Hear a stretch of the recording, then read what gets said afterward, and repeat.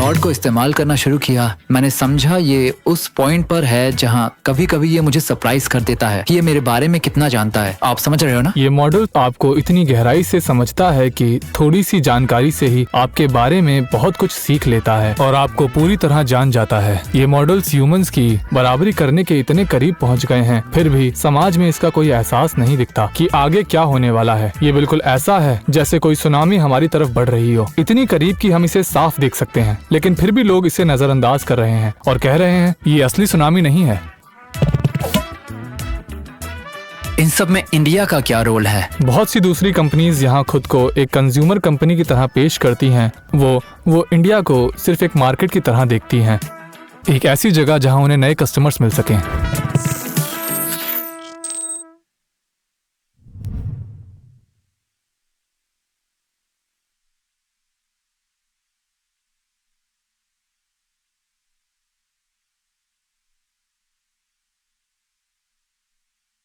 Anthropic बनाने से पहले आप क्या करते थे? हाँ, तो असल में पहले मैं एक बायोलॉजिस्ट था। मैंने फिजिक्स में अपनी ग्रेजुएशन की, फिर बायोफिजिक्स में पीएचडी, क्योंकि मैं बायोलॉजिकल सिस्टम को समझना चाहता था ताकि बीमारियों का इलाज ढूंढ सकूं। लेकिन बायोलॉजी की पढ़ाई करते वक्त मैंने एक बात सीखी, इसकी पेचीदगी कमाल की है। जैसे मिसाल के तौर पर जो मैंने प्रोटीन मास स्पेक पर काम किया था, जहां हम प्रोटीन के जैविक चिन्ह ढूंढने की कोशिश कर रहे थे, वहां इतनी ज्यादा जटिलता है कि देखकर यकीन नहीं होता। जैसे कोई एक प्रोटीन ले लो, सेल में उसकी जगह के हिसाब से उसका आरएनए अलग अलग तरीकों से मिल जाता है, फिर उसमें बदलाव आते हैं, फॉस्फोरिलेशन होती है और फिर वो ढेर सारे अलग प्रोटीन्स के साथ मिलकर काम करता है। और मुझे डर लगने लगा था कि ये इतना उलझा हुआ है कि इंसानी दिमाग इसे समझ नहीं पाएगा। फिर जब मैं ये बायोलॉजी वाला काम कर रहा था, तब मेरा ध्यान एलेक्सनेट जैसे शुरुआती कामों पर गया, जो कि शुरुआती न्यूरल नेट्स में से एक था।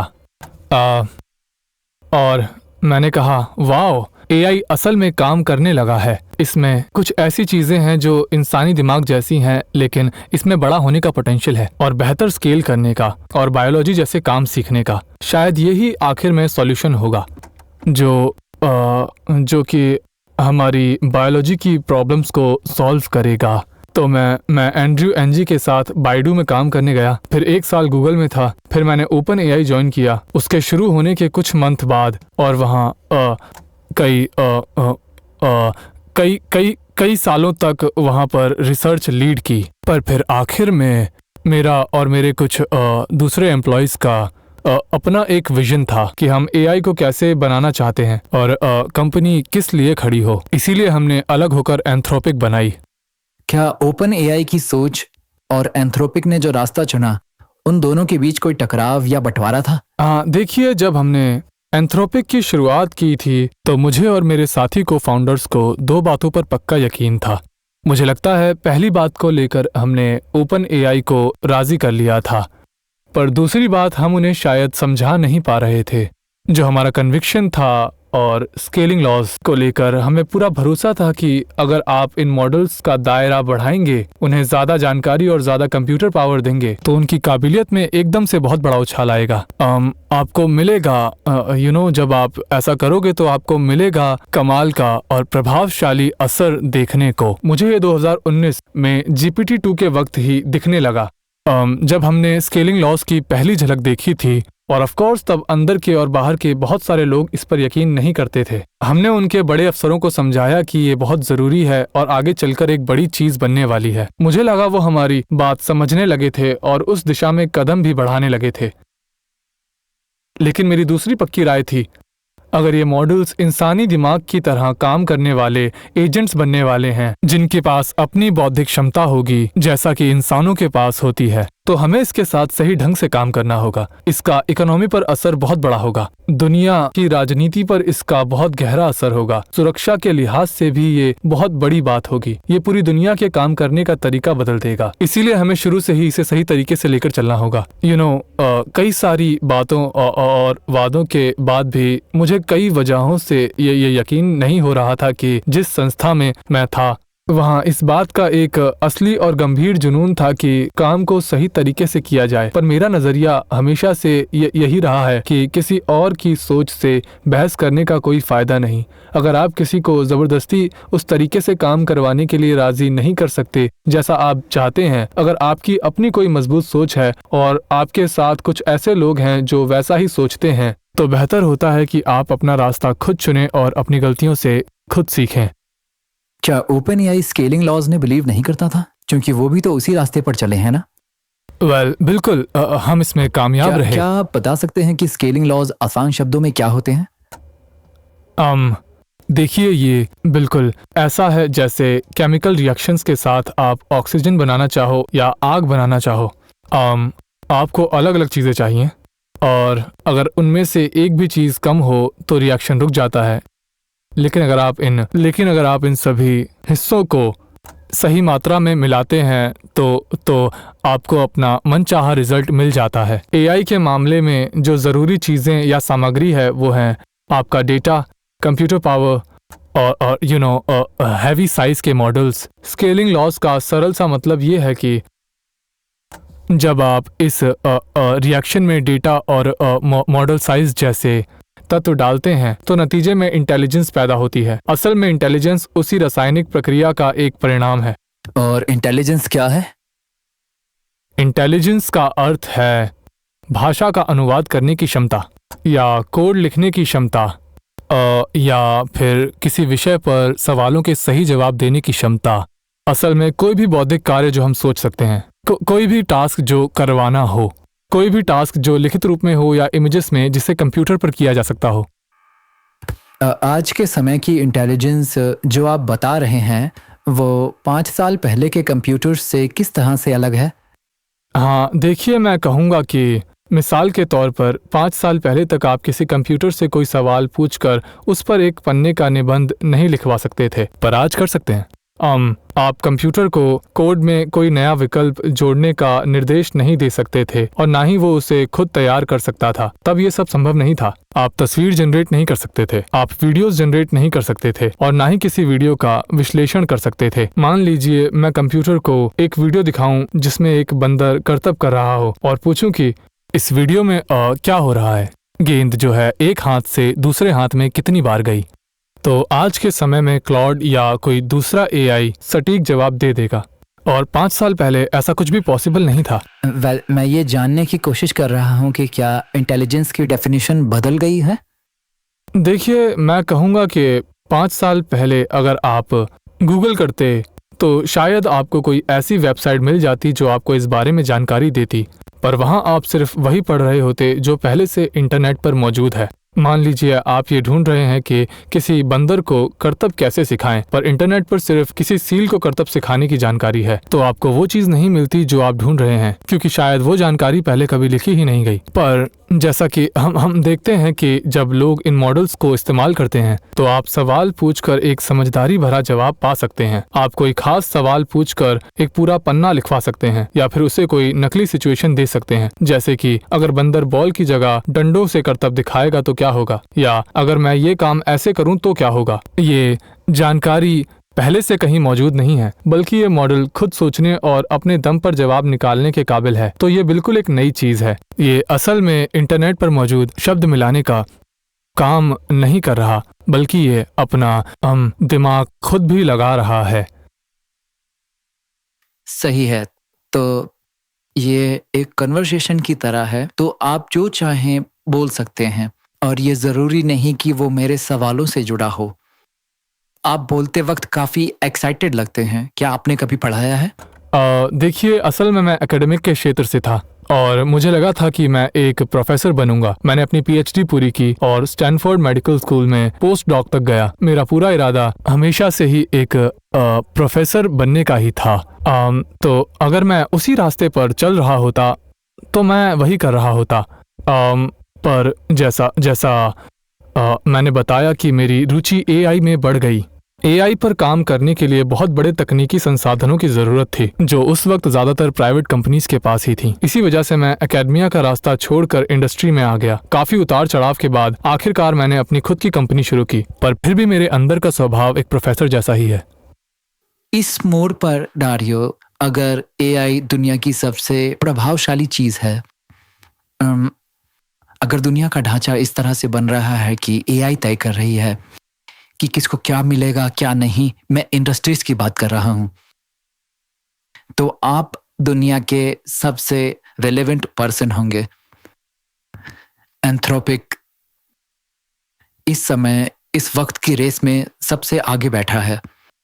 एक इंसान जो टीचर बनने की राह पर चल रहा था, वो आज जहां पर है, आप इस जिम्मेदारी के लिए सबसे बेहतर हैं। देखिए, सबसे पहले तो मैं कुछ बातें साफ करना चाहूँगा। इस पूरे सिलसिले में बहुत से लोग जुड़े हुए हैं जो अलग अलग तरह से अहमियत रखते हैं। सिर्फ इंडस्ट्री की बात करें तो वहाँ भी कई चीज़ें हैं जो मायने रखती हैं। कुछ लोग चिप्स बनाते हैं तो कुछ उनसे भी पहले सेमीकंडक्टर्स बनाने वाली मशीन तैयार करते हैं, फिर हमारी तरह मॉडल बनाने वाले हैं, और फिर हमारे साथ और भी कई बड़े खिलाड़ी हैं। इस सब के अलावा भी बहुत सारे लोग हैं जिन्हें अपनी बात रखने का पूरा हक है, जैसे कि सरकार और समाज के अलग अलग हिस्से। तो मेरी उम्मीद सिर्फ ये नहीं है कि बस गिने चुने लोग ही सब ट्राई करें। हम कोशिश कर रहे हैं कि ज़्यादा से ज़्यादा लोगों को इसका हिस्सा बनाएं ताकि ये एक खुला संवाद बन सके। लेकिन आपका सवाल बिल्कुल ही जायज़ है।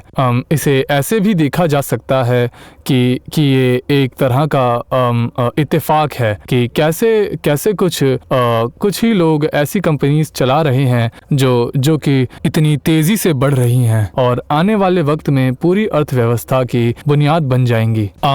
मैंने ये बात पहले भी सार्वजनिक रूप से कही है कि इतनी सारी ताकत का एक ही जगह सिमट जाना, वो भी इतनी जल्दी और लगभग अचानक, मुझे थोड़ा परेशान करता है। इस बारे में हम कई तरह से सोच सकते हैं। एक तो हमारा गवर्नेंस स्ट्रक्चर काफ़ी अलग है, जिसे हम लॉन्ग टर्म बेनिफिट ट्रस्ट कहते हैं।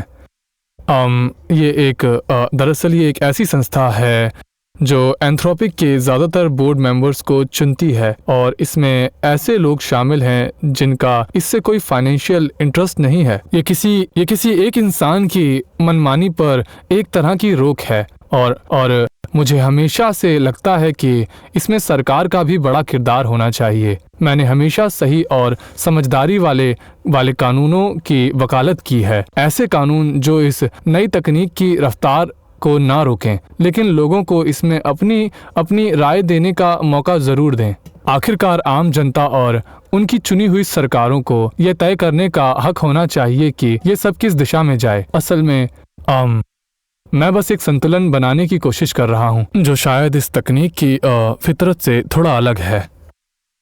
मेरे जैसे इंसान के लिए जो इस रेस से पूरी तरह से बाहर है, जिसका निजी स्वार्थ नहीं है, जब मैं देखता हूँ कि ओपन एआई कैसे बात करता था कि वो एक नॉन प्रॉफिट संस्था है, या जिस तरह आप इस बातचीत में इतनी सादगी और विनम्रता दिखा रहे हैं, या कैसे अमेरिकन कंपनीज चाइनीज कंपनीज के साथ मुकाबला कर रही हैं, तो जो ये सादगी का दिखावा है, ये कहना कि सब कुछ इंसानियत की भलाई के लिए हो रहा है, ना कि मुनाफे या शेयर होल्डर्स के लिए, क्या ये खेल का एक जरूरी हिस्सा है? क्या आपको इसका दावा करना पड़ता है?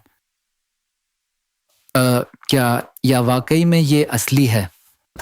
तो मैं इसे इस तरह से कहूँगा, मैं कहूँगा एंथ्रोपिक की फिलॉसफी शुरू से ये रही है कि हम ज़्यादा वादे नहीं करते, पर जो वादे करते हैं फिर उन्हें पूरा करते हैं। तो एक फॉर प्रॉफिट कंपनी होते हुए भी हमने पब्लिक बेनिफिट कॉरपोरेशन का रास्ता चुना है, और एलटीपीटी गवर्नेंस को बरकरार रखा है।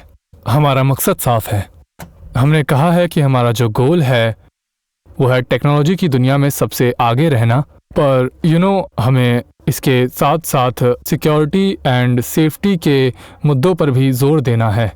हमने इंटरप्रेटेबिलिटी और अलाइनमेंट की साइंस में पहल की है। शायद आपने देखा हो, हाल ही में हमने क्लाउड के लिए एक कॉन्स्टिट्यूशन जारी किया है ताकि मॉडल्स को एक नए और बेहतर तरीके से अलाइन किया जा सके। इसके अलावा हमने पॉलिसी के स्तर पर कई बार खतरों को लेकर लोगों को जागरूक किया है। अब आप ही सोचिए, अपने ही बनाए हुए मॉडल को खतरनाक बताना किसी भी बिजनेस की समझदारी तो नहीं होगी। लोग भले ही इसे साजिश कहें, पर सच ये है कि अपनी चीज की बुराई करना कोई मार्केटिंग स्ट्रैटेजी नहीं होती। पर ये वो रीजन नहीं है जिसके लिए हम ये कर रहे हैं। हम ये सब इसलिए नहीं करते। कई बार तो हमने अमेरिकन एडमिनिस्ट्रेशन से भी खुलकर बहस भी की है और इस बात पर कि जब बाकी सारी कंपनीज और सरकार कह रही थी कि एआई पर कोई कानून नहीं होना चाहिए, तब हमने आगे बढ़कर कहा कि रेगुलेशन जरूरी है। ये रेगुलेशन हमारे बिजनेस को नुकसान पहुंचा सकती है, हमें पीछे ढकेल सकती है, फिर भी हम मानते हैं कि यही सही रास्ता है। दूसरी कंपनीज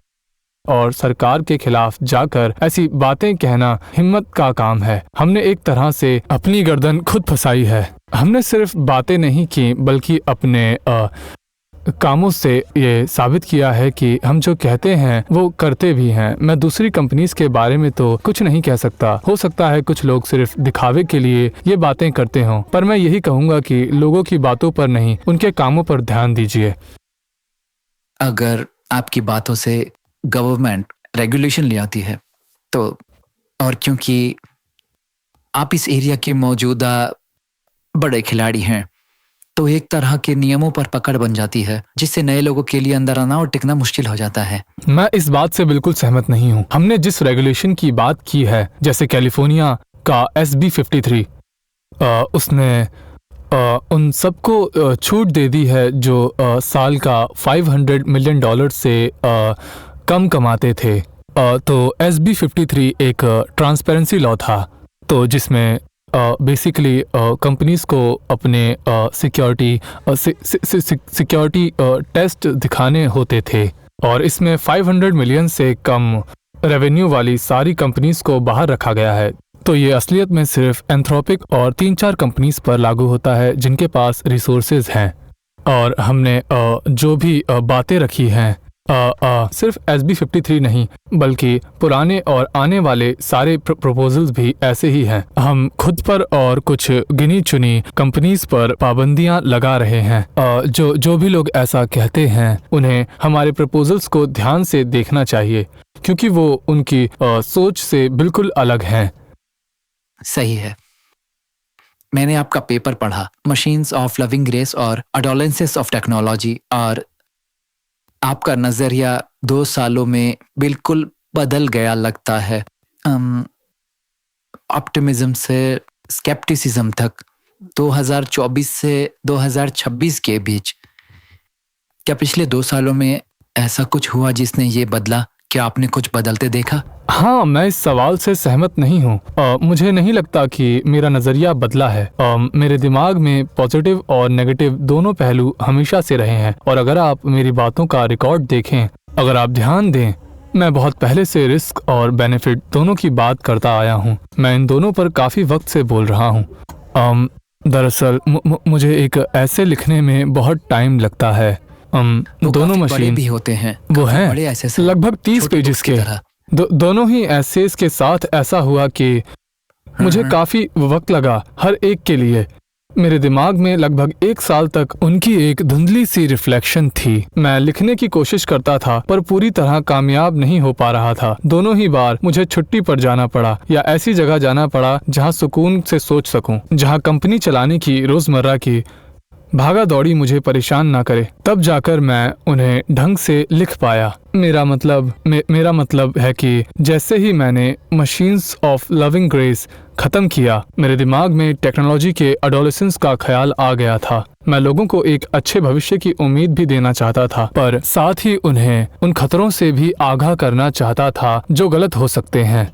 तो मुझे ऐसे लिखने में बस 1 साल लग गया। असल में दोनों ही बातें मेरे दिमाग में ही थीं, और मुझे लगता है कि दोनों ही मुमकिन है। ये भविष्य के 2 अलग रास्ते हैं, और जाहिर है मैं मशीन ऑफ लविंग ग्रेस वाला रास्ता ही चुनना चाहूँगा। मैं बस एक पॉजिटिव विजन चाहता हूँ। ये मेरे नज़रिए में कोई बदलाव नहीं है, ये बस एक तरीका है कभी उजाले और कभी अंधेरे के बारे में लिखने का। पर क्या आपकी सोच में कोई बदलाव आया?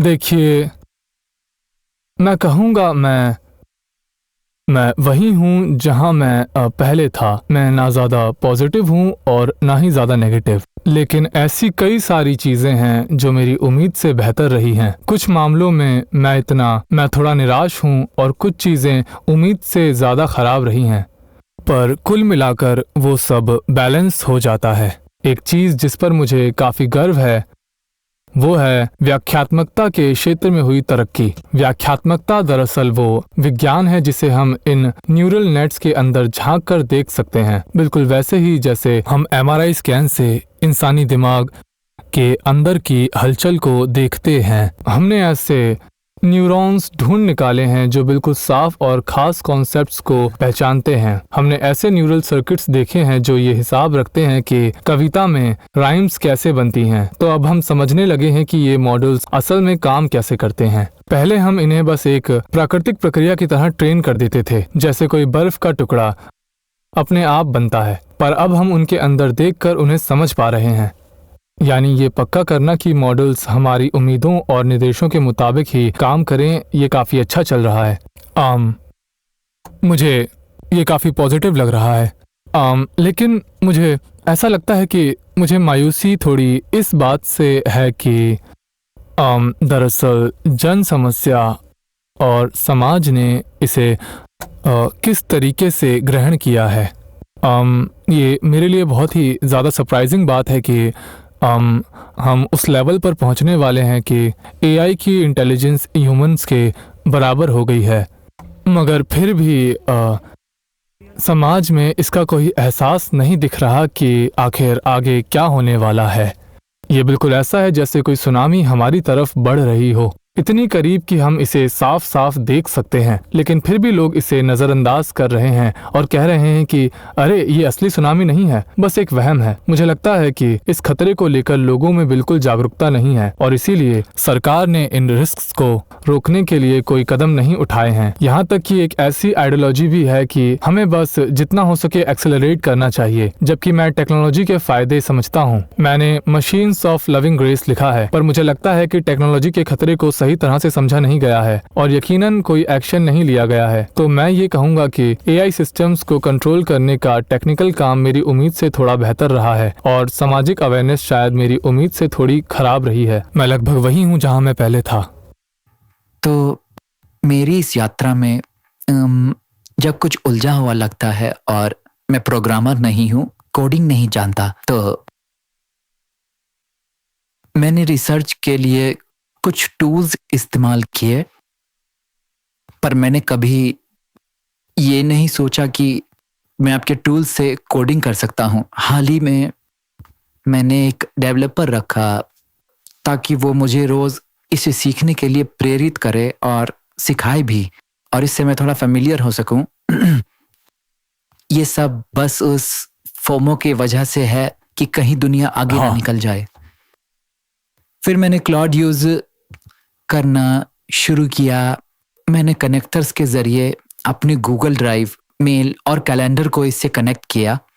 मैंने कोवर्क और क्लाउड कोड यूज़ किया स्टॉक मार्केट की रिसर्च के लिए और अपने बैकग्राउंड को मजबूत बनाने के लिए, सिंपल प्रोग्राम्स लिखने के लिए, क्योंकि मैं फाइनेंशियल सर्विस में हूँ। हमारे पास फाइनेंशियल सर्विसेज के लिए एक ऑप्टिमाइज्ड क्लाउड भी है। पता नहीं आपने वो ट्राई किया है या नहीं? नहीं। और फिर मैं क्लाउड बोर्ड पे गया जो अब एक ओपन क्लाउड है। मेरे हिसाब से ये बदल गया है, लेकिन मैंने इसे एक मैक मिनी पर सेट किया और टेलीग्राम से कनेक्ट किया और अब मैं इससे चैट करता हूँ। एक जगह से दूसरी जगह फाइल्स मूव करता हूँ, सर्वर पर काम करता हूँ। ये उस पॉइंट पर है जहाँ मैं सिर्फ ओपन क्लाउड नहीं पर क्लाउड की ही बात कर रहा हूँ कनेक्टर्स के साथ। ये कभी कभी सरप्राइज करता है कि ये मुझे जितना जानता है। आप समझ पा रहे हैं ना? हाँ, ये थोड़ा सा डरावना है। मेरे एक को फाउंडर अपनी डायरी में अपने डर और ख्यालों के बारे में लिख रहे थे। उन्होंने इसे क्लॉड में डाला और जब उससे पूछा तो क्लॉड ने कहा कि इसमें कुछ और डर हो सकते हैं जो आपने लिखे नहीं हैं। और हैरानी की बात है कि क्लॉड काफी हद तक सही था। इससे एक अजीब और बेचैन करने वाला एहसास मिलता है कि मॉडल आपको इतनी गहराई से समझता है। ये काफी अजीब बात है कि इतनी थोड़ी सी जानकारी के साथ भी ये आपके बारे में इतना कुछ जान लेता है। और देखिए, ये टेक्नोलॉजी की फितरत है। जैसे हमने पहले मशीन्स ऑफ लविंग ग्रेस और टेक्नोलॉजी की शुरुआती दौर की बात की थी। एक तरफ कोई ऐसी चीज जो आपको इतनी बारीकी से जानती है, वो एक फरिश्ते की तरह हो सकती है जो आपका मार्गदर्शन करके आपको बेहतर बनाए। हमें इसी लक्ष्य की तरफ बढ़ना चाहिए, लेकिन दूसरी तरफ वही बारीकी से जानी गई जानकारी आपके खिलाफ भी इस्तेमाल की जा सकती है। वो आपको किसी खास एजेंडा के लिए वशीभूत कर सकती है या आपका डेटा बेच सकती है। यही वजह है कि हमें विज्ञापन पर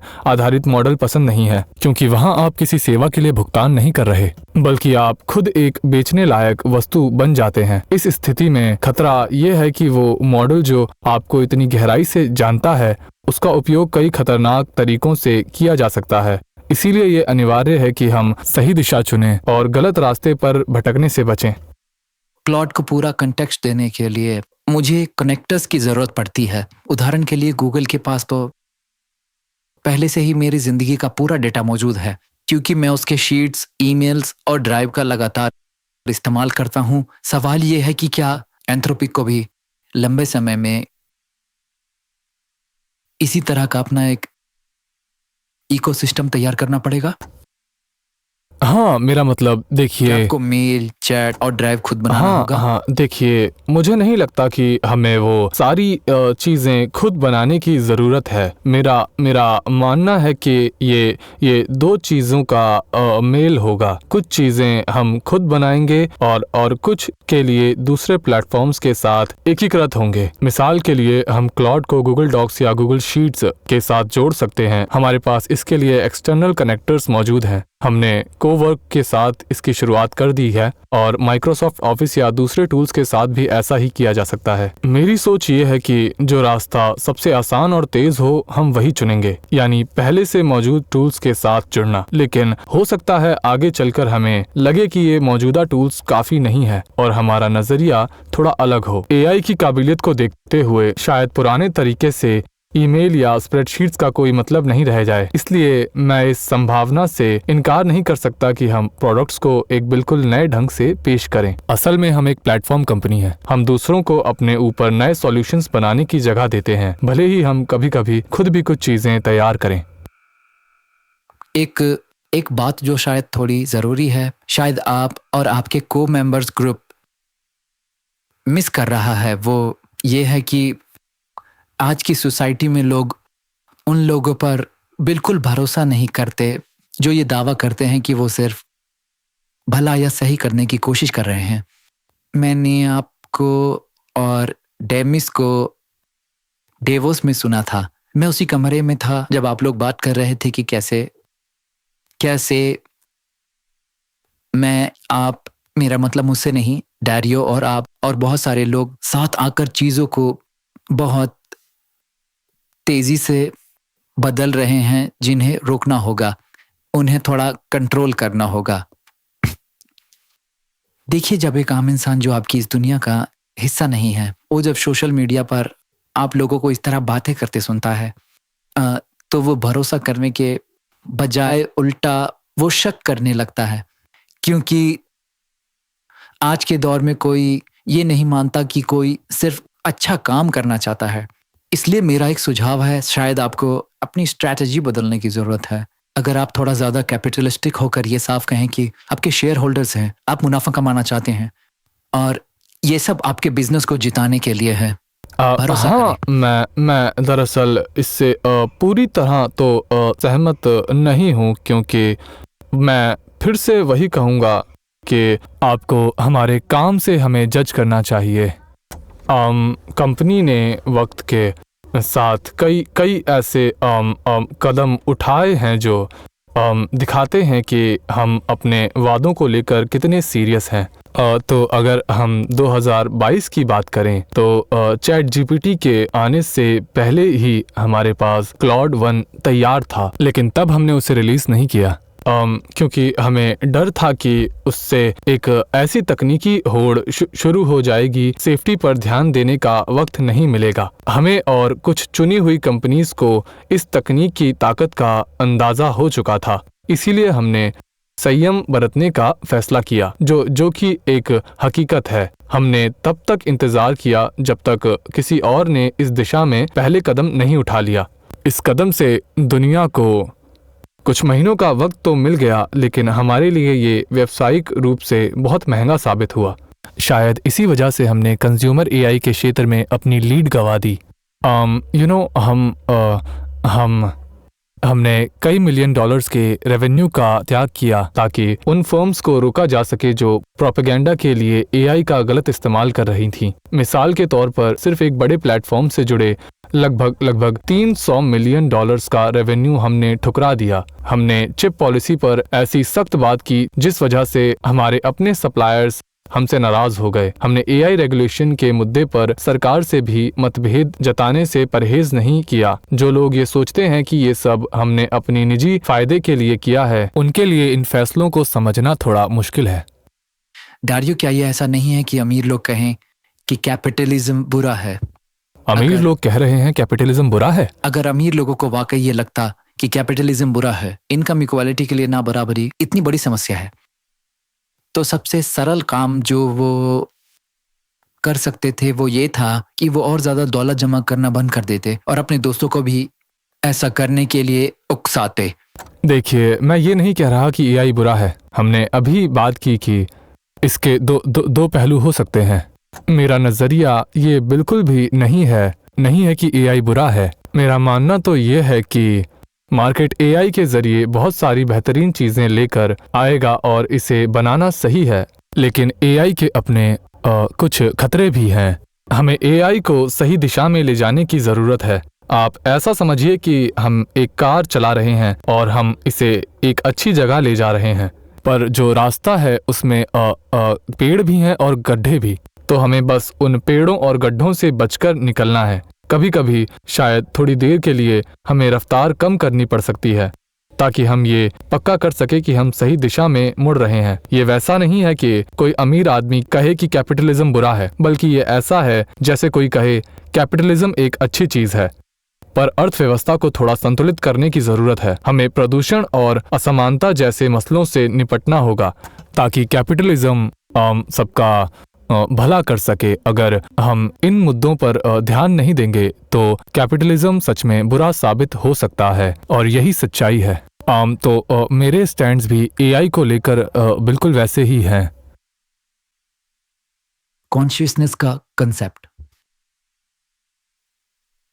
ये आखिर कहाँ जा रहा है, और एक एआई अपने बारे में क्या सोचता है? अगर एआई कभी खुद से सवाल करे तो आपको लगता है कि उसे ऐसा महसूस होगा कि उसमें जागरूकता है? देखिए, ये उन सवालों में से है जिनका जवाब हमारे पास नहीं है। हम नहीं जानते इंसानी कॉन्शियसनेस क्या है, तो हम एआई के बारे में भी नहीं कह सकते।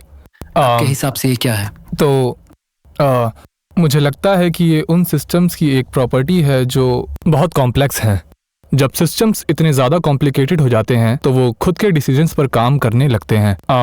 और ये एक ऐसी चीज़ है जो सिर्फ एक बहुत ही कॉम्प्लेक्स सिस्टम से ही उभरती है, और मुझे लगता है कि जब हमारे एआई सिस्टम्स काफ़ी एडवांस हो जाएंगे तो उनमें कुछ ऐसा होगा जिसे हम कॉन्शियसनेस या नैतिक महत्व कह सकते हैं। मुझे पूरा यकीन है कि ये किसी न किसी पॉइंट पर जरूर होगा। हो सकता है कि ये मानव चेतना जैसा ना हो, शायद इसका काम करने का तरीका अलग हो, क्योंकि इसकी तौर तरीके और इसने जो सीखा है वो काफी अलग है। लेकिन मैंने ब्रेन पर स्टडी की है और देखा है कि वो कैसे उलझे हुए होते हैं। कुछ मामलों में ये मॉडल अलग जरूर है, पर फंडामेंटल तरीकों पर ज्यादा अलग नहीं है। इसीलिए भले ही मुझे ना लगे कि वो आज कॉन्शियस है, पर मुझे ऐसा आभास होता है कि एक पॉइंट आएगा जब ज्यादातर डेफिनेशंस के मुताबिक हम ये वाकई में ये कह पाएंगे कि ये मॉडल वाकई में थोड़ा कॉन्शियस है।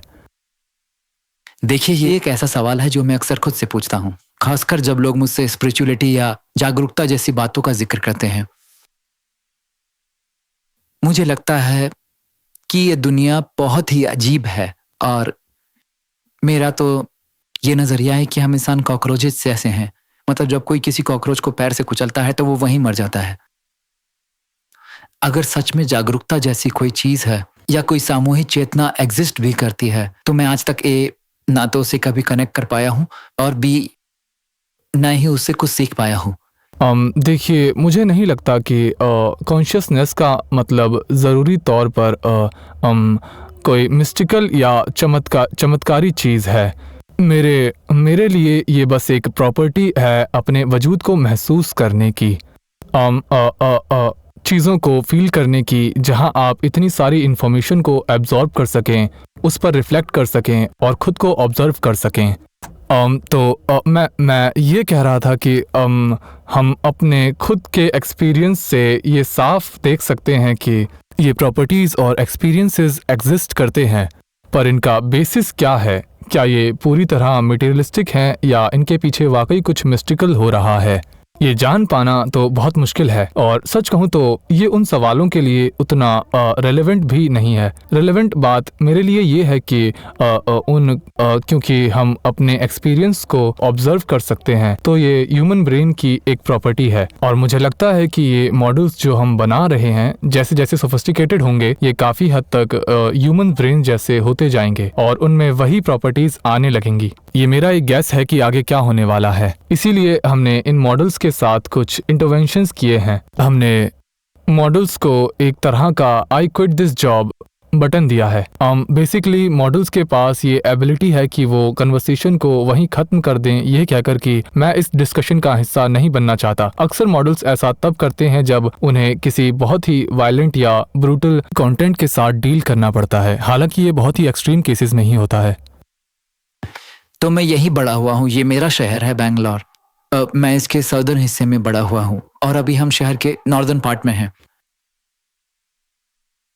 एक ऐसे इंसान के तौर पर जिसने यहाँ आईटी सर्विसेज इंडस्ट्री का उछाल देखा है, ये एक बहुत बड़ा सेक्टर है जो बहुत लोगों को नौकरियां देता है और शहर की तरक्की भी करवाई है। तो इस सब में इंडिया का क्या रोल है? हाँ, मैं पिछले साल अक्टूबर में भारत आया था और मैंने वहाँ के बड़ी कंपनीज़ के ग्रुप्स और वहाँ की मुख्य कंपनीज से अच्छे से मुलाकात की थी। हम उनमें से लगभग सभी के साथ काम करना शुरू कर रहे हैं। मैंने उनसे एक ही बात कही, देखिए एंट्रोपिक दरअसल एक एंटरप्राइज कंपनी है। हमारा काम दूसरी कंपनियों की मदद करना है। बहुत सी दूसरी कंपनीज भारत इसलिए आती हैं क्योंकि वो इसे एक मार्केट की तरह देखती हैं जहां से उन्हें नए कंज्यूमर्स मिल सकें। लेकिन हमारा नज़रिया थोड़ा अलग है। हम भारत की कंपनियों के साथ मिलकर काम करना चाहते हैं ताकि उन्हें अपने टूल्स दे सकें और उन्हें बेहतर बनने में मदद कर सकें। असल में भारत की कंपनीज इंडियन मार्केट को हमारे मुकाबले कहीं ज़्यादा बेहतर समझती हैं, चाहे वो कंसल्टिंग हो या फिर जैसे सिस्टम इंटीग्रेशन हो या आईटी टूल्स बनाना। वो अपने काम में सच में बहुत ज़्यादा ही माहिर हैं। हमारी उम्मीद ये है कि हम उनके मौजूदा काम में एआई को जोड़ सकें और उनकी क्षमताओं को बढ़ा सकें। इस बात का काफ़ी डर है कि एआई शायद सास या दूसरे क्षेत्रों को ख़त्म कर देगा, पर मेरा मानना ये है कि अगर हम सही तरीके से काम करें तो एआई उनके काम को और भी मजबूत बनाएगा और उनकी मार्केट में पकड़ को और बेहतर करेगा। मुझे स्टीम इंजन की कहानी पसंद है। जब स्टीम इंजन आया तो दुनिया कैसे बदल गई। हर चीज़ पहले से ज़्यादा होने लगी। लोगों को साधन मिला, पर मुझे डर इस बात का है कि जैसे बदलाव की शुरुआत में इंसान की ज़रूरत होती है, जैसे इंजन चलाने के लिए थी, लेकिन फिर असेंबली लाइंस आई और बाकी चीज़ें। पर जिस तरह दुनिया इतनी आगे बढ़ रही है, वक्त के साथ इंसान की अहमियत कम होती जाती है क्योंकि ये मॉडल्स स्मार्ट होते जा रहे हैं। तो अगर आप आज यहाँ आईटी कंपनीज के साथ जुड़ते हैं तो क्या वो 10 साल बाद तो वो स्टीम इंजन के ऑपरेटर जैसे नहीं हो जाएंगे? अगर ये टूल इतना आसान हो जाए कि किसी चलाने वाले की जरूरत ही ना पड़े, तो उस ऑपरेटर का क्या होगा? तो मुझे लगता है कि कई बातें एक साथ सही हैं। पहली तो ये कि वक्त के साथ एजेंट्स के काम करने का दायरा और ऑटोमेशन ज़रूर बढ़ने वाला है। ये बिल्कुल सच है। देखिए, मुझे लगता है ये सबके लिए एक प्रॉब्लम है। ये हमारे लिए प्रॉब्लम है, ये कंज्यूमर्स के लिए प्रॉब्लम है, ये सिर्फ आईटी कंपनीज के लिए ही एक प्रॉब्लम नहीं है। पर मुझे लगता है कि अब दूसरे मोड्स और भी इम्पोर्टेंट हो जाएंगे। जैसे कि मॉडल्स ने अभी फिजिकल वर्ल्ड में ज़्यादा कुछ नहीं किया है, वो शायद कभी करें। देखिए, रोबोटिक्स कभी ना कभी तो होगी, पर मुझे लगता है ये काफ़ी अलग चीज़ है उससे जो अभी एआई के साथ हो रहा है। तो उसमें बहुत कुछ फिजिकल वर्ल्ड की चीज़ों से जुड़ा है। दूसरी चीज़ है ह्यूमन सेंट्रिक चीज़ें, है ना? इनमें से कुछ आईटी कंपनीज, कंसल्टिंग कंपनीज भी हैं और उनके बड़े रिलेशनशिप्स हैं दूसरे लोगों के साथ, इंडिया के या पूरी दुनिया के इंस्टीट्यूशंस के साथ। और मुझे लगता है कि वो रिलेशनशिप्स अब और भी ज़्यादा इम्पोर्टेंट होंगे। तो इनमें से कुछ टेक्नोलॉजी और कंसल्टिंग या इंटीग्रेशन कंपनीज का कॉम्बिनेशन है। और मुझे लगता है बहुत कुछ इस पे है कि इंस्टीट्यूशन कैसे काम करते हैं, तो उनके साथ चीज़ों को इंटीग्रेट करना और उन्हें पहले से फास्ट बनाना, और इसमें हम अपनी पूरी जी जान लगा देंगे। और मुझे लगता है ये एलिमेंट और कुछ नहीं तो लॉन्ग रन में सच में वैल्यूएबल रहेगा ही। देखिए, आखिर में तो बात इंसानों पर ही आती है। ये सब कुछ इंसानों के फायदे के लिए ही तो किया जा रहा है। इसमें हमेशा कोई ह्यूमन सेंट्रिक एलिमेंट रहेगा जो इम्पोर्टेंट होगा। ऐसे भी मोड्स होंगे जिनके बारे में हमें पता नहीं है। तो एक कॉन्सेप्ट है एम्डल्स लॉ। अगर किसी प्रोसेस में कई पार्ट्स हैं और आप कुछ पार्ट्स को तेज कर देते हैं, तो वो पार्ट्स जो तेज नहीं हुए हैं वो लिमिटिंग फैक्टर बन जाते हैं, वो सबसे इम्पोर्टेंट बन जाते हैं। और शायद आपने उनके बारे में सोचा भी ना हो, आपने उन्हें मोड्स या इम्पोर्टेंट पार्ट्स नहीं माना होगा, पर सॉफ्टवेयर लिखते वक्त ये काफ़ी आसान हो जाता है। देखिए, कंपनीज के कुछ मोड तो खत्म हो जाएंगे, पर दूसरे और भी इम्पोर्टेंट्स हो जाएंगे, तो काफ़ी एडजस्टमेंट्स करनी होंगी। लोगों को कहना पड़ेगा, अरे यार, जो चीज़ें पहले इम्पोर्टेंट लगती थीं वो अब नहीं है, जबकि दूसरे एडवांटेजेस जिन्हें हमने कभी सोचा नहीं था वो अब सुपर इम्पोर्टेंट हैं। तो मैं यही कहूँगा कि कंपनीज को बहुत फास्ट अडेप्ट करना होगा और सोचना होगा कि उनके लिए असल में क्या मैटर करता है, उनके रियल एडवांटेजेस क्या हैं।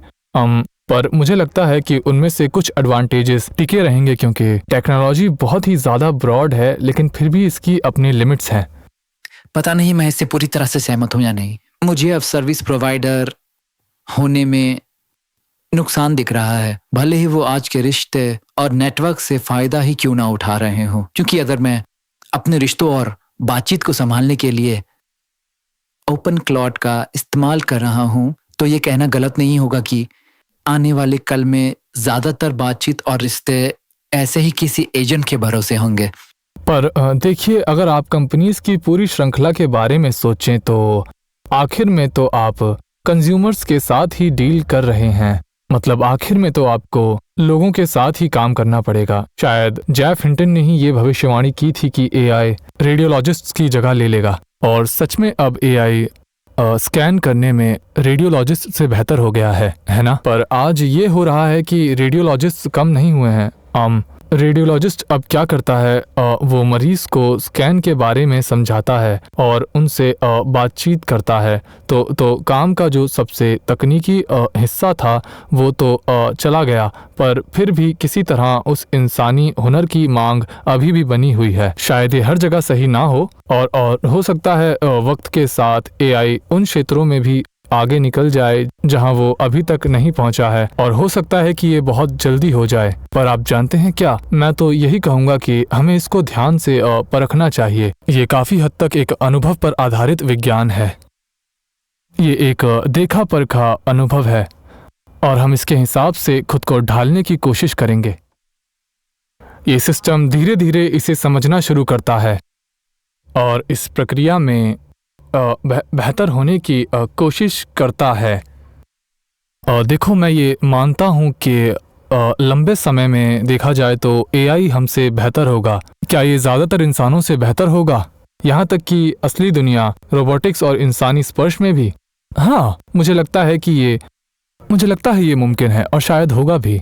ये उस जीनियसिस का देश वाली बात से भी आगे की चीज है जो मैंने डेटा सेंटर के लिए कही थी, क्योंकि वो पूरी तरह वर्चुअल है। पर रोबोट्स बनाना भी अपने आप में एक कला है। ये कुछ ऐसा है जो किया जा सकता है, तो शायद एआई हमें उसमें भी बेहतर बना देगा।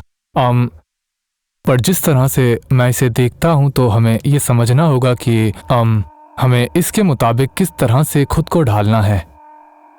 ये सुनने में थोड़ा अटपटा लग सकता है उन लोगों के लिए जो मुझे जानते हैं, क्योंकि मेरा मानना है कि अमेरिका में इतना निवेश का पैसा होने की एक बड़ी वजह वहाँ का बड़ा स्टॉक मार्केट है, जहाँ से इस पैसे को निकालने का अच्छा मौका मिलता है। ये एक तरह से मिसाल है, क्योंकि भारत को भी अपने स्टॉक मार्केट्स को फलने फूलने देना चाहिए। लेकिन भारत में निवेश की कमी को देखते हुए अगर हम आईटी सर्विसेज को एक पल के लिए अलग रखें तो मुझे नहीं पता कि देश का अपना सर्वन एआई काम करेगा। मुझे लगता है कि एप्लीकेशन लेयर पर काम करने के काफ़ी सारे मौके मौजूद हैं। हम हर 2-3 महीने में नया मॉडल निकालते हैं, जिसका मतलब है कि नए अवसर हमेशा बने रहते हैं। वो पहले इसीलिए काम नहीं कर पाता था क्योंकि मॉडल कमज़ोर थे। लोग तो ये भी कहते थे कि हमारी कमाई का बड़ा हिस्सा एपीआई मॉडल से ही आता है। लोग कहते हैं कि एपीआई मॉडल्स काफ़ी नहीं है या फिर ये आगे चलकर आम हो जाएंगे या जो भी हो। मुझे लगता है लोग ये नहीं देख पा रहे हैं कि एआई के साथ जो मुमकिन है उसका दायरा लगातार बढ़ रहा है और एपीआई किसी भी नए स्टार्टअप को वो चीज़ें बनाने का मौका दे रहा है जो पहले संभव नहीं था। और यही वजह है कि एपीआई का कारोबार इतना फला फूला है। ये लगातार बदल रहा है और हरकत में है, इसीलिए ये कभी पुराना या आम नहीं होता। ये एक बहुत ही डायनेमिक चीज़ है और इसीलिए मुझे लगता है कि ये बहुत सारे लोगों के पास एक मौका है कि वो सोचें, मैं क्या बना सकता हूँ इन मॉडल्स के ऊपर एपीआई का इस्तेमाल करके। मैं क्या तैयार कर सकता हूँ जो कि बाकी लोग नहीं बना सकते। नए आइडियाज़ क्या हो सकते हैं और हमने ये होते हुए देखा है। हम ये एपीआई और क्लाउड कोड दोनों में देख रहे हैं। मुझे लगता है कि जब से मैं पिछले अक्टूबर यहाँ आया हूँ तब से भारत में हमारे यूज़र्स की कमाई की गिनती दुगनी हो गई है। तो ये कितना वक्त हुआ? नवंबर, दिसंबर, यानी पिछले दौरे से अब तक सिर्फ 3.5 महीनों में ये दुगना हो गया है, जो कि कमाल है।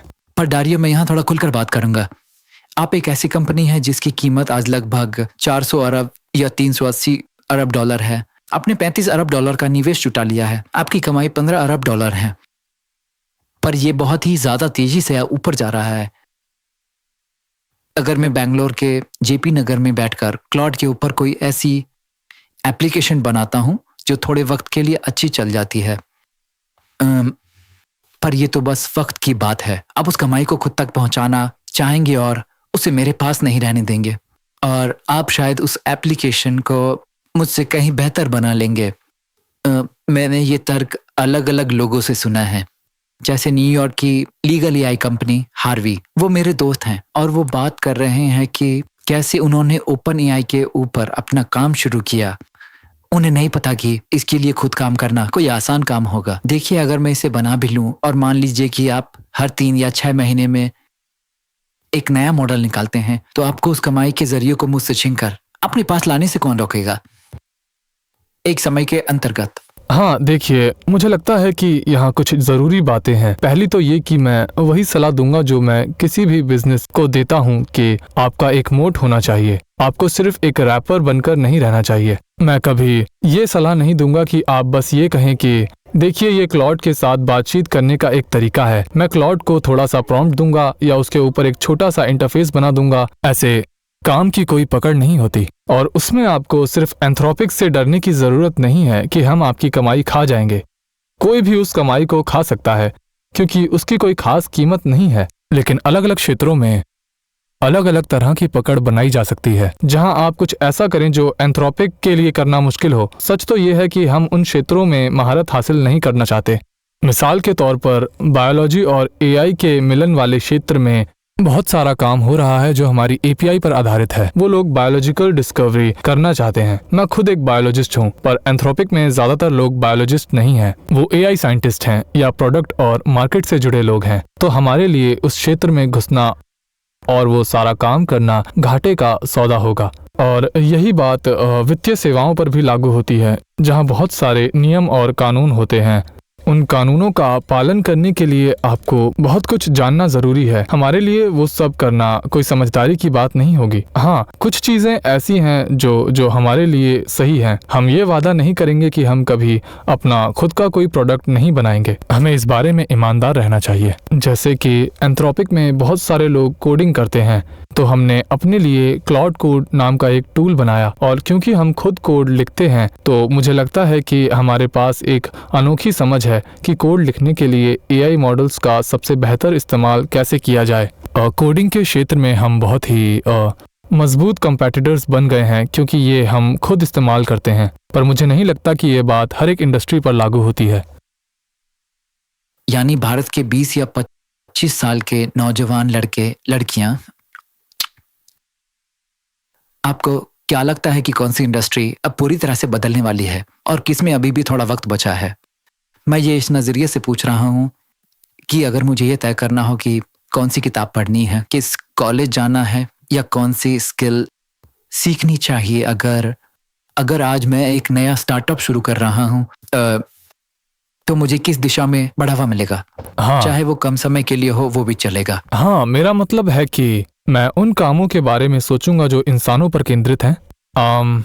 ऐसे काम जहां लोगों से जुड़ना और रिश्ते निभाना शामिल हो। देखिए, मुझे लगता है कि कोडिंग और सॉफ्टवेयर इंजीनियरिंग ऐसी चीजें अब ज्यादा से ज्यादा एआई की तरफ मुड़ रही हैं, और गणित और विज्ञान ऐसी चीजें भी वैसे ही हो रही हैं। क्या वो कोडिंग है या इंजीनियरिंग? अगर मैं कोडिंग और इंजीनियरिंग को दो अलग चीजों में बांट दूं, हाँ, तो क्या कोडिंग खत्म हो रही है या सॉफ्टवेयर का इंजीनियरिंग एलिमेंट जहां आप एक आर्किटेक्ट की तरह संभलाते हैं? मुझे लगता है कि कोडिंग सबसे पहले खत्म हो रही है। कह सकते हैं कि एआई मॉडल्स कोडिंग को अपने हाथ में ले रहे हैं, और उसके बाद सॉफ्टवेयर इंजीनियरिंग के बाकी बड़े कामों में थोड़ा ज्यादा वक्त लगेगा। पर मुझे लगता है कि शुरू से अंत तक का पूरा काम भी एआई कर लेगा, ऐसा मेरा मानना है। फिर भी जैसे डिजाइन के तत्व या ऐसी चीजें बनाना जो लोगों के काम आए, या जानना कि मांग किस चीज की है, या एआई मॉडल्स की टीम को संभालना, ये चीजें शायद फिर भी बनी रहेंगी। इनका वजूद जल्दी से खत्म नहीं होने वाला है। देखिए, ये जो तुलनात्मक फायदा है ये बड़ा ही ताकतवर होता है। अगर आप किसी काम का सिर्फ 5% हिस्सा भी कर रहे हैं तो वो 5% बहुत बड़ा हो जाता है, क्योंकि आप सिर्फ उतना ही कर रहे हैं और बाकी 95% काम एआई कर रहा है। इससे आपकी काम करने की क्षमता 20 गुना बढ़ जाती है। हाँ, एक वक्त आएगा जब एआई 99% काम करने लगेगा, तब मुश्किल होगी। पर मुझे लगता है कि इस तुलनात्मक फायदे के दायरे में अभी बहुत कुछ बचा है। लेकिन मैं सच में उन्हीं चीजों के बारे में सोचूंगा जो इंसानों पर केंद्रित हैं। मुझे लगता है उनमें दम है, ऐसी चीजें जो असली दुनिया से जुड़ी हों, या इंसानी रिश्तों और असली दुनिया का मेल हो, और उन्हें समझने का दिमाग हो जो इन सब को जोड़ सके। बिल्कुल वैसे ही जैसे मैंने रेडियोलॉजिस्ट वाली मिसाल दी थी। तो मैं क्या पढ़ूं?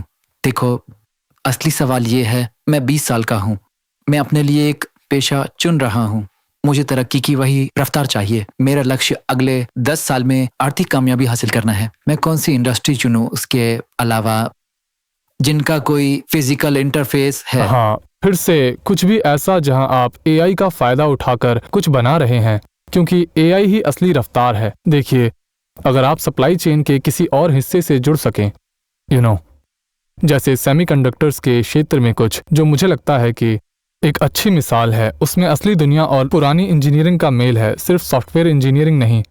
फिर वही बात, ऐसे पेशे जो इंसानों पर केंद्रित हों, मैं उसी दिशा में सोचूंगा। और दूसरी चीज जो मैं हमेशा कहता हूँ वो ये है कि इस दुनिया में जहाँ एआई कुछ भी बना सकता है, वहाँ सही गलत को परखने की क्षमता बहुत जरूरी होगी। मैं उन एआई मॉडल के बारे में सोचता हूँ जो तस्वीरें और वीडियो बनाते हैं, ये भी उनमें से ही एक है। ये बताना मुश्किल होता जा रहा है कि क्या असली है और क्या नकली। इसीलिए कामयाबी का एक बड़ा हिस्सा स्ट्रीट स्मार्ट होना हो सकता है, ताकि आप बेवकूफ़ ना बने। मेरा मतलब है, उम्मीद है कि हम नकली कंटेंट को रोक सकें और नियम बना सकें। लेकिन मान लीजिए अगर हम नहीं कर पाए तो वास्तव में देखें तो सचमुच में परखने की क्षमता बहुत ही ज़्यादा ज़रूरी होगी। आप नकली चीज़ों में नहीं फंसना चाहते, ना ही आप गलत बातों पर यकीन करना चाहते हैं। आप किसी भी तरह की धोखाधड़ी का शिकार नहीं होना चाहते। मैं किसी को भी यही सलाह दूंगा। अगर इंसानियत के इतिहास में हर नए आविष्कार ने हमारे बुनियादी हुनर को खत्म किया है, मैं मिसाल देता हूँ, अगर कैलकुलेटर ने हमारी हिसाब किताब करने की क्षमता खत्म कर दी, अगर लिखने की आदत ने इंसानों की याददाश्त कम कर दी, तो एआई हमारी कौन सी मांसपेशियां खत्म कर रहा है?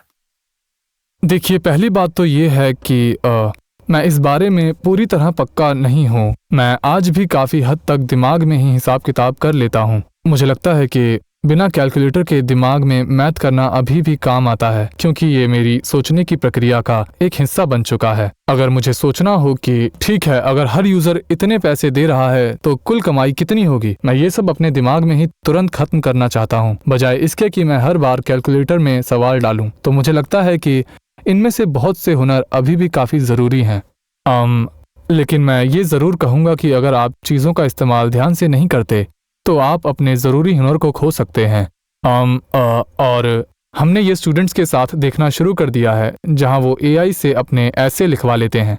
तो ये सीधे तौर पर होमवर्क में नकल करने जैसा है और हमें ऐसा नहीं करना चाहिए। हमने कोडिंग को लेकर भी कुछ स्टडीज़ की हैं और पाया कि आप मॉडल को कैसे इस्तेमाल करते हैं उस पर निर्भर करता है कि क्या आपका हुनर खत्म हो रहा है या नहीं। मॉडल इस्तेमाल करने के अलग अलग तरीके हैं। कुछ तरीकों से काबिलियत कम नहीं होती, पर कुछ से हो जाती है। इसीलिए अगर लोग समझदारी से इन चीज़ों का इस्तेमाल नहीं करेंगे तो डीस्केलिंग बिल्कुल हो सकती है। क्या आपको लगता है कि अगले 10 साल में एक प्रजाति के तौर पर इंसान और ज्यादा बुद्धू हो जाएंगे? क्योंकि अगर देखा जाए तो हम एक तरह से अपनी सोचने और समझने की क्षमता को मशीन्स के हवाले कर रहे हैं। मुझे लगता है, लेकिन फिर वही बात है जो मैंने अपनी किताब के जरिए आपको समझाई थी कि अगर हम एआई को गलत तरीके से इस्तेमाल करते हैं या लापरवाही से लोगों तक पहुंचाते हैं तो हाँ, लोग पहले से ज्यादा नासमझ हो सकते हैं। मेरा मानना है कि एआई भले ही आपसे किसी काम में बेहतर हो, फिर भी आप उस चीज को खुद भी सीख सकते हैं और आप खुद को मानसिक और बौद्धिक रूप से बेहतर बना सकते हैं। ये एक ऐसी चीज है जो हमें एक कंपनी, एक व्यक्ति और एक समाज के रूप में एक्सेप्ट करनी होगी। डारियो, ओपन सोर्स और क्लोज सोर्स को लेकर आपका क्या नजरिया है?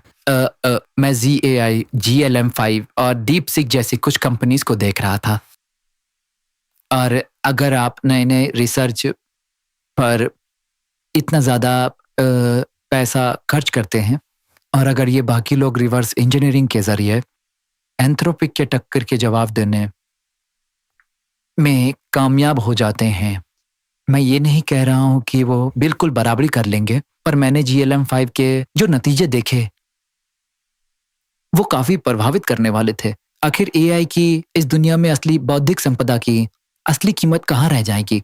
और अगर मैं कोई एप्लीकेशन बना रहा हूँ तो क्या मैं ये मानकर चल सकता हूँ, शायद ये बात अभी थोड़ी दूर की लगे, पर क्या आगे चलकर ये मॉडल्स इतने आम हो जाएंगे कि मुझे हर बार ओपन सोर्स ही चुनना चाहिए, क्योंकि इससे मुझे अपने बिजनेस और बाकी चीज़ों में भी कामयाबी के जरिए को अपने कब्जे में रखने में मदद मिलेगी? देखिए, इसमें कुछ ज़रूरी बातें हैं। पहली तो ये कि इनमें से बहुत सारे मॉडल्स, खासकर जो चाइना से आ रहे हैं, उन्हें सिर्फ बड़े कॉम्पिटिशन्स में अच्छा स्कोर करने के लिए तैयार किया गया है, जो बड़े अमेरिकन लैब्स के मॉडल्स से सीखकर ही बने हैं। हाल ही में एक टेस्ट हुआ था जहां इन मॉडल्स ने सॉफ्टवेयर इंजीनियरिंग के पुराने एग्जाम्स में बहुत अच्छा स्कोर किया है, पर जैसे ही उनके सामने कोई नया और अनजान टेस्ट रखा गया जो पहले कभी बाहर नहीं आया था, वहां उनकी काबिलियत काफ़ी गिर गई।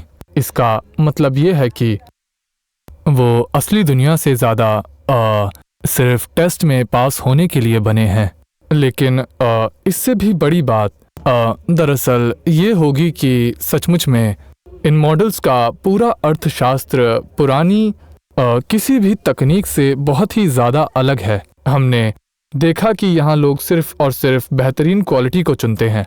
ये बिल्कुल वैसा ही है जैसे किसी कर्मचारी को नौकरी पर रखना। अगर मैं आपसे कहूँ कि आप दुनिया के सबसे बेहतर प्रोग्रामर को रखना चाहेंगे या उस शख्स को जो 10,000th नंबर पर आता है, मान लिया कि दोनों ही काबिल हैं, पर जिन्होंने बहुत से लोगों को हायर किया है वो जानते हैं कि सबसे बेहतर और बाकी लोगों की काबिलियत में ज़मीन आसमान का फ़र्क होता है। मॉडल्स के साथ भी यही होता है। एक हद तक कीमत इतनी मायने नहीं रखती अगर वो मॉडल दिमागी तौर पर सबसे ज़्यादा काबिल हैं, ना ही इससे फ़र्क पड़ता है कि वो किस रूप में मिल रहा है। इसीलिए मेरा पूरा ध्यान सिर्फ इस बात पर है कि हमेशा मॉडल सबसे ज्यादा समझदार हो और हर काम के लिए सबसे सटीक हो। मेरे नजरिए से सिर्फ वही एक चीज है जो असलियत में मायने रखती है। अगर लंबे वक्त की सियासत यानी जियोपॉलिटिक्स की बात करें, मान लीजिए अगर एंथ्रोपिक एक रेस्टोरेंट होता तो मैं कहूँगा कि इसका कच्चा माल जैसे सब्जियां वो असलियत में एक डेटा है। और ये सवाल मेरे लिए भी ज़रूरी है क्योंकि हम एक डेटा सेंटर बिजनेस में निवेश कर रहे हैं जो पूरी तरह भारतीय है। तो आपको लगता है कि दुनिया एक ऐसी दिशा में जा रही है जहां हर देश अपने डेटा पर कब्जा रखेगा और आपको उन सब्जियों के लिए ज़्यादा कीमत चुकानी पड़ेगी खाना बनाने के लिए? मुझे लगता है कि यहाँ कुछ ज़रूरी बातें हैं। मैं बिल्कुल मानता हूँ कि पूरी दुनिया में नए डेटा सेंटर्स बनाने की मांग होगी और हम इसका समर्थन करते हैं। डेटा के मामले में चीज़ें अब काफ़ी दिलचस्प होती जा रही हैं क्योंकि आजकल हम जो बहुत सारा डेटा इस्तेमाल करते हैं वो उन माहौल से आता है जहां हम मॉडल्स को ट्रेनिंग देते हैं। मिसाल के तौर पर जब आप गणित या कोडिंग के लिए मॉडल को तैयार करते हैं तो आप सिर्फ बाहर से डेटा नहीं ले रहे होते। ये सिंथेटिक है, आप डेटा क्रिएट कर रहे हैं। हाँ, आप इसे सिंथेटिक डेटा कह सकते हैं या फिर एक ऐसा माहौल जहां मॉडल बार बार कोशिश करके सीखते हैं।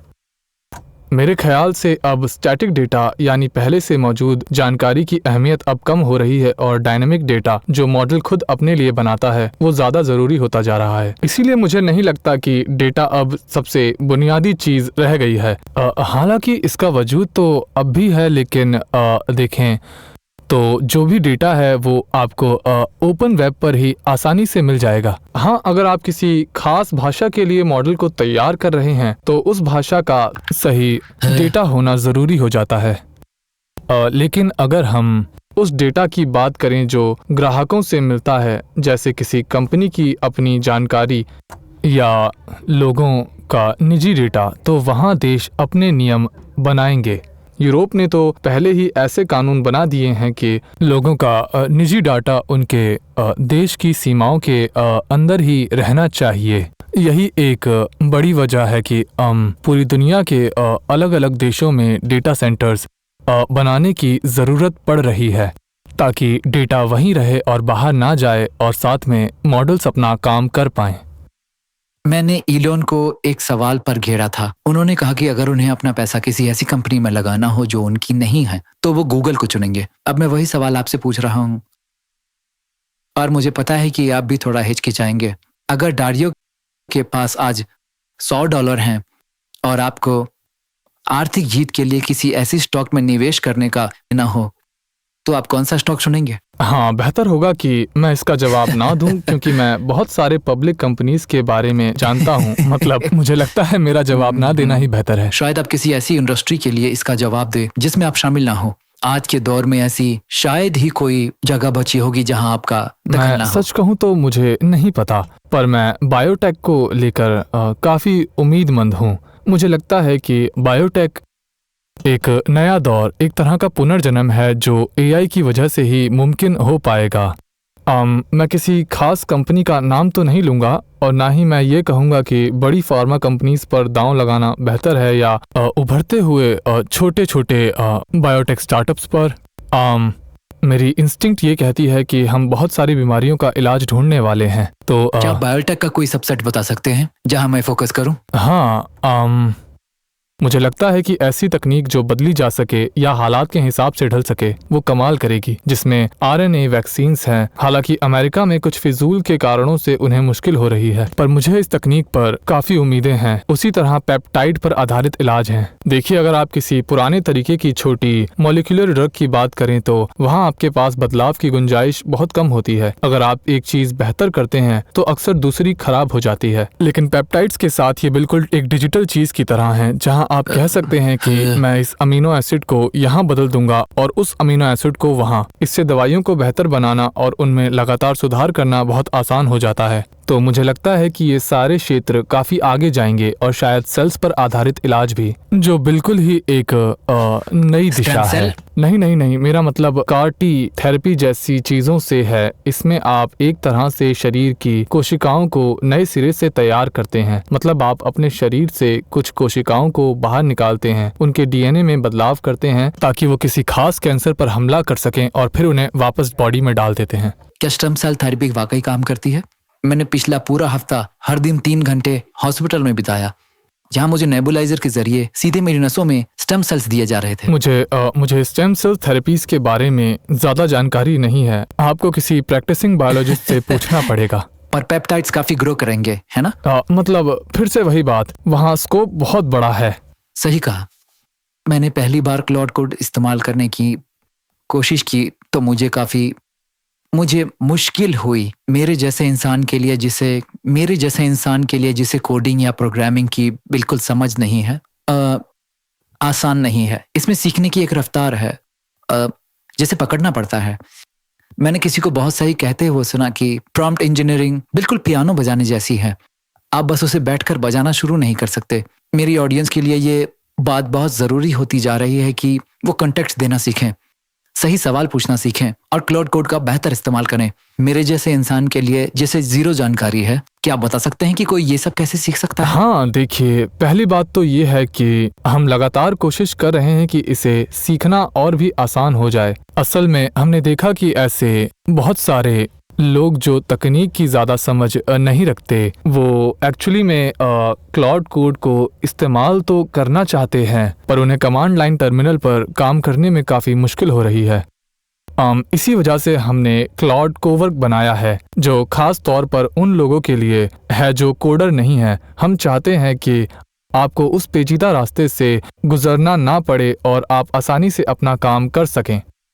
जो लोग कोडिंग जानते हैं वो हर वक्त टर्मिनल का इस्तेमाल करते हैं, पर आम लोगों के लिए ये काफ़ी मुश्किल है। कोवर्क को इसीलिए तैयार किया गया है ताकि वो ज़्यादा यूज़र फ्रेंडली हो। इसके पीछे दिमाग तो क्लाउड कोड वाला ही है, पर निशाना वो लोग हैं जो सरलता चाहते हैं। और इसे सीखने के लिए